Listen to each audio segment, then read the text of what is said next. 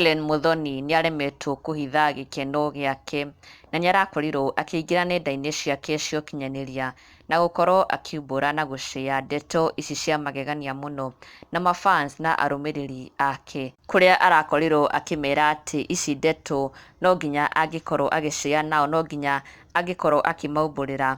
Hellen Muthoni akiuga atĩ nĩarakorirwo agĩtũngana na ũndũ wa mwanya mũno, ũndũ ũrĩa ũramũtigire ahotetwo nĩ wendo na aihũrĩtwo nĩ gĩkeno kĩnene mũno nĩ gĩko kĩa mũndũrũme ũyũ wĩ haha.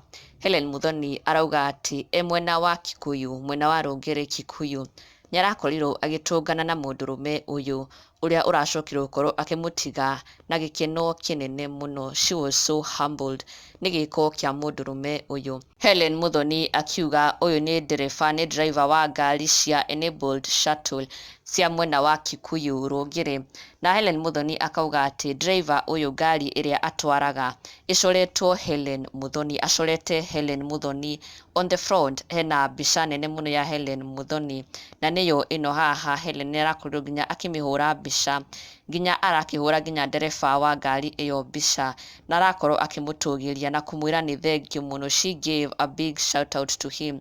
Na Hellen Muthoni arakĩmwĩra nĩ akenio na kũgegio mũno nĩ gĩko gĩkĩ gĩake gũkorwo aihũrĩtie mbica na ũthiũ wa Hellen Muthoni ngari-inĩ yake, matatũ-inĩ ĩno nĩyo ĩno haha, nĩ ũndũ ũratigire Hellen Muthoni very humbled na agĩkorwo akĩmwĩra nĩ thengiũ mũno. She just made herself. Nĩarakorirwo akĩyona acoretwo ngari-inĩ cia matatũ cia enabled shuttle mwena wa Kikuyu na aragĩkorwo send out a big shout out to the shuttle, the enabled shuttle.